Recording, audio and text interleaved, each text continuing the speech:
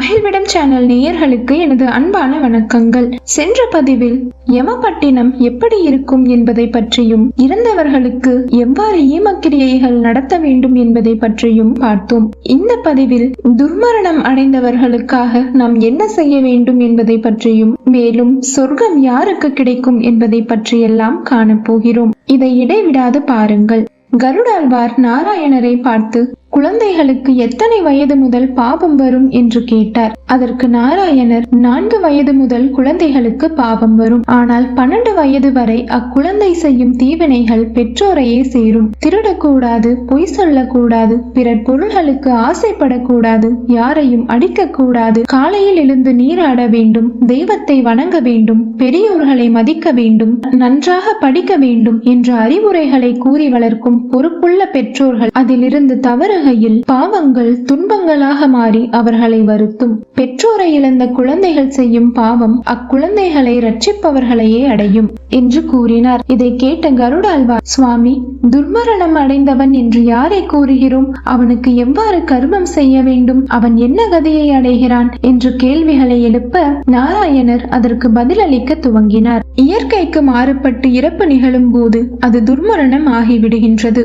தூக்கு போட்டுக் கொள்ளுதல், விஷத்தை குடித்தல், தீயில் விழுதல், பறவைகளின் அழகினாலும் மாடு முட்டியதாலும் காயம் பட்டு இறத்தல், நீரில் விழுதல், நாய் நரி கடித்திறத்தல், தொழுநோயால் உடலில் புழு உண்டாகுதல், அடிபட்டிறத்தல், இடி விழுதல், மரம் மேலே விழுந்து இறத்தல், கொலை செய்யப்படுதல், பயணத்தின் போது விபத்துக்குள்ளாகி இறத்தல், விஷப்பிராணிகள் கடித்து இறத்தல், போதைப் பொருட்களை உட்கொண்டதால் இறத்தல் என்று பல காரணங்களால் மரணம் ஏற்பட்டவர்கள் துர்மரணம் அடைந்த ஜீவன்களாக கருதப்படுகிறார்கள். இவர்கள் நரகத்தை அடைவார்கள் என்றும் இவ்வாறு இறந்தவர்களின் சுற்றத்தாருக்கு தீட்டு கிடையாது என்றும் கூறுவார்கள். இவ்வாறு துர்மரணம் அடைந்த ஜீவன்களுக்கு நாராயண பலியை முதலில் செய்ய வேண்டும். அதை செய்த பிறகே மற்ற சடங்குகளை செய்ய வேண்டும். பிராமணன் துர்மரணம் அடைந்தால் 6 மாதம் கழித்து கர்மங்களை செய்ய வேண்டும். சத்திரியனாக இருந்தால் 2 மாதம் கழித்த பின்னரும், வைசியனாக இருந்தால் 15 நாட்களுக்கு பின்னரும், சூத்திரராக இருந்தால் அவர் இறந்த உடனேயும் கர்மங்களை செய்ய வேண்டும். நாராயண பலியை புண்ணிய தீர்த்த கரையிலோ புண்ணிய திருத்தலத்திலேயோ செய்யலாம். வேத மந்திரங்களால் பகவானை துதித்து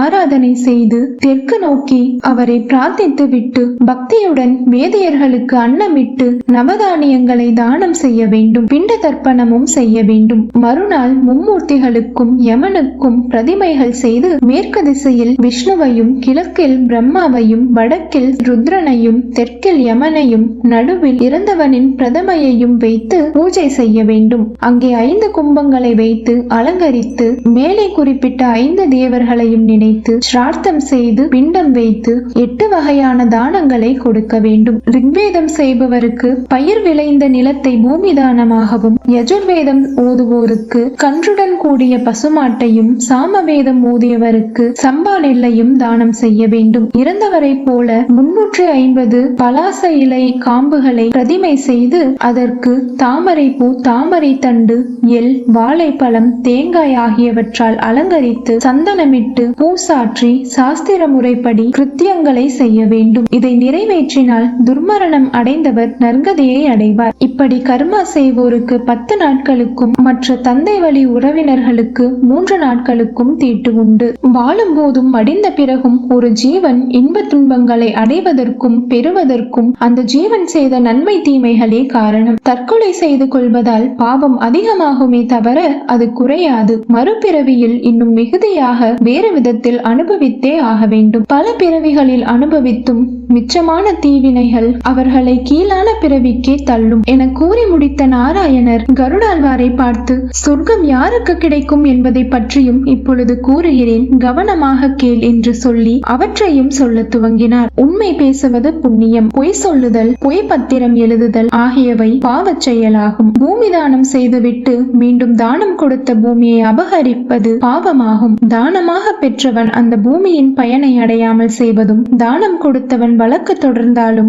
வழக்கு தொடர்ந்தவனுக்கு யாராவது உதவி செய்தாலும் அவர்கள் பிரளய காலம் வரை நரகவாசம் செய்வார்கள். ஒருவன் செய்யும் தொழிலை கெடுப்பது 1000 பசுக்களை கொன்றதற்கு சமமாகும். பசுவை கம்பால் அடிப்பதும் பாவமாகும். ஒரு பசுவை கொன்ற பிறகு 100 பசுவை தானமாக கொடுத்தாலும் பலன் கிடையாது. பசுவை கொன்ற பாவமும் விடாது. வேதம் கற்ற உத்தம பிராமணருக்கு துன்பம் செய்யாமல் உதவி செய்தால் அதனால் தேவர்கள் திருப்தி அடைவார்கள். ஒரு அரசன் அந்தணருடைய பொருட்களை அபகரித்த பின் போருக்கு செல்வாரானால் அப்போரில் அந்த சேனை முழுவதும் அழியும். தெய்வத்தின் பொருளை அபகரித்தாலும் வேதியரது பொருளை அபகரித்தாலும் அந்த வேதியரை அவமதித்தாலும் அவ்வாறு செய்பவரின் குலம் நாசமடையும். சங்கராந்தி அன்று புண்ணிய காலத்தில் தான தர்மத்தை செய்தால் சூரியன் தானம் செய்தவர்களுக்கு அளவற்ற பொருட்களை வாரி வழங்குவார். ஒரு அந்நியனுக்கு உதவி செய்வதை விட தனது தாய் தந்தையருக்கும் உடன் பிறந்தவர்களுக்கும் அதை செய்தால் அளவற்ற புண்ணியங்களை அது நமக்கு பெற்றுத்தரும்.